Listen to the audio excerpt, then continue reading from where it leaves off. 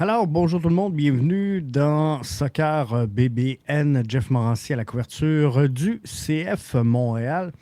CF Montréal qui est maintenant éliminé, c'est fait. Le bilan a été dressé. Il a été dressé ici, il a été dressé également ailleurs.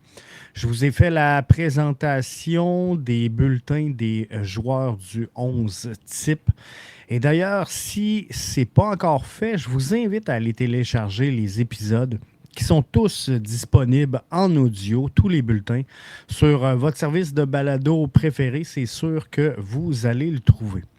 Maintenant que ça c'est fait, il est temps de poser les bases là, sur la saison 2025 et regarder ce qu'on peut retenir, de positif de cette saison 2024. Dans le balado d'aujourd'hui, on va jaser de Nathan Saliba. On va jaser de la sélection canadienne à saveur CF Montréal. On va se parler de la jeunesse de ce club-là pour affronter la saison 2025 qui s'en vient. CF Montréal qui aura pour 2025, avec ce qu'on sait présentement, un club à la fois jeune mais expérimenté. Ça pourrait être intéressant. Je vous souhaite de passer un excellent balado.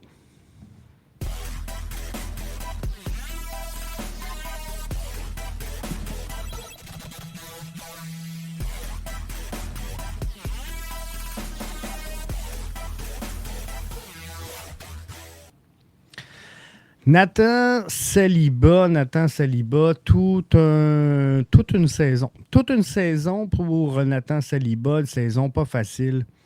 Si on se place en contexte, début, je vous ramène au camp. Nathan Saliba est là, rentre sur le vestiaire, sort du vestiaire, rentre sur le terrain. Regarde un peu autour de lui, il doit faire sa place dans cet alignement-là s'il veut des minutes de jeu. Au lancement de la saison, il y a un gars qui s'appelle Victor Wanyama, qui est joueur désigné, le plus haut salarié de l'équipe, qui joue dans une position semblable à lui. Il y a un Samuel Piette qui joue dans une position semblable à lui, co-capitaine, un joueur respecté, un joueur aimé des fans. Il y a également Mathieu Choinière, étoile montante, qui a connu du succès sous la gouverne de Wilfred Nancy, qui a connu du succès sous la gouverne d'Hernan Lozada, malgré des résultats là, insatisfaisants du CF Montréal. Bref, tout est là en début de saison pour que ce soit très, très compliqué pour Nathan Saliba de faire sa place et de prendre sa place dans cet alignement-là. Il y a un nouveau coach également. Nouveau coach pour lancer cette saison-là qui, lui, arrive, regarde sa feuille, regarde le deep chart et se dit « Ouais, Nathan Saliba, c'est pas mon premier choix. C'est pas le premier que je vais évaluer, comprenez-vous? » Vu la présence de Wanyama, vu la présence de Piette, la présence également de Mathieu Choinière, il a dû travailler fort, Nathan Saliba, pour gagner chacune de ses minutes de jeu. Et il est devenu un élément clé de cette formation-là au fur et à mesure que le temps a avancé.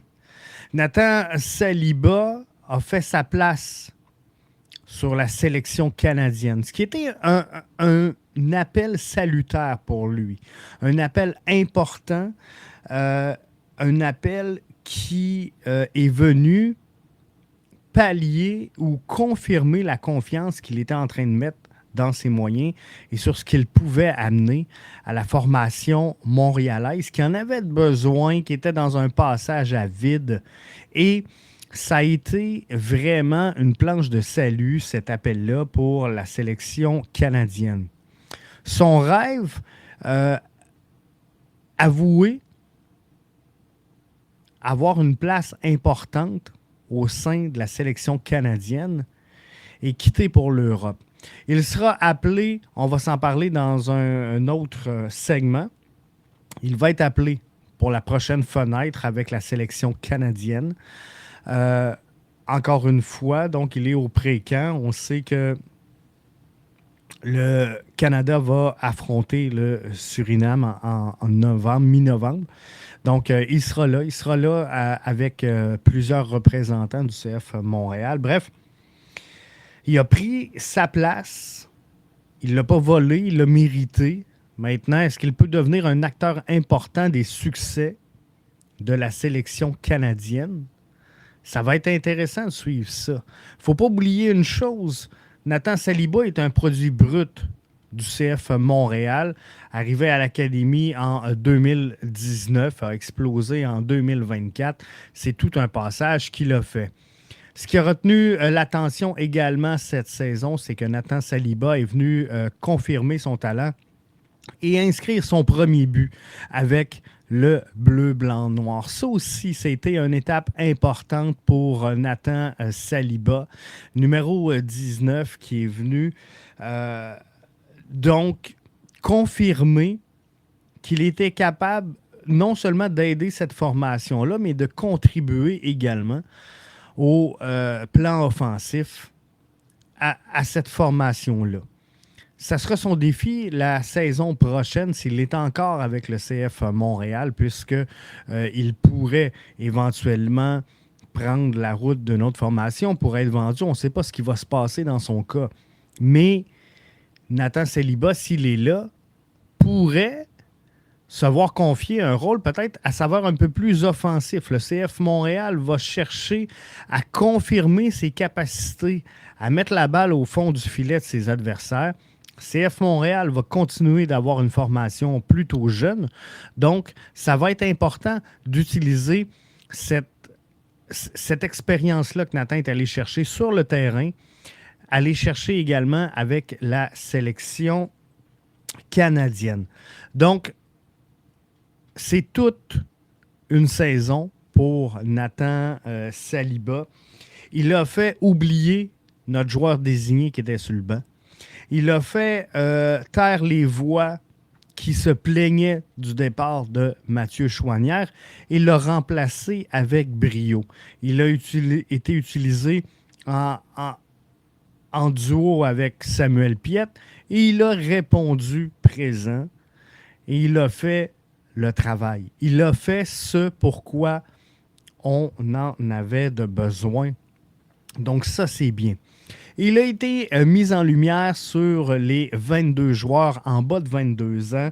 Belle reconnaissance, signe conforme bien du côté du CF Montréal et de l'Académie. Les yeux internationaux, on ne se le cachera pas, se tournent de plus en plus vers la MLS. Un marché prospère, un marché moins cher, un marché qui forme également du talent pour l'avenir. Donc, moi, je pense qu'il faut mettre en valeur Nathan Saliba pour la prochaine saison. Il faut le brander. Il faut en faire le poster boy du CF Montréal.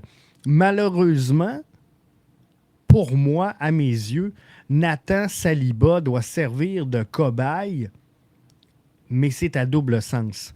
Moi, je pense que Nathan Saliba, je le sais qu'il y en a qui ne seront pas d'accord avec mon affirmation, puis c'est correct, mais Nathan Saliba doit devenir un Young DP avec le CF Montréal, doit devenir notre joueur désigné à gros salaire, qui est québécois, qui a grandi ici, qu'on a vu prospérer par l'Académie et dire, nous, là, mis qu'on le vende, il va valoir un prix de fou. Comprenez-vous? Il faut, sans dire bonifier sa valeur, mais si tu signes Nathan Saliba pour 3 ans avec un bon contrat et tu dis, nous, là, si tu veux t'asseoir et négocier pour Nathan Saliba, ça va coûter cher.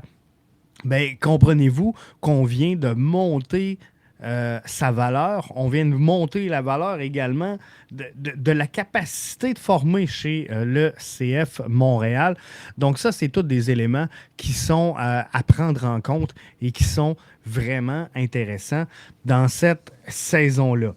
Donc, Nathan Saliba, belle pépite qui appartient au CF Montréal, qui a été construit, modelé ici dans le volet recruter, former, vendre. On parle souvent que le CF Montréal ne forme pas nécessairement avec une absence en MLS Next Pro. Bien, Nathan Saliba est l'exemple que le CF Montréal est en mesure de former.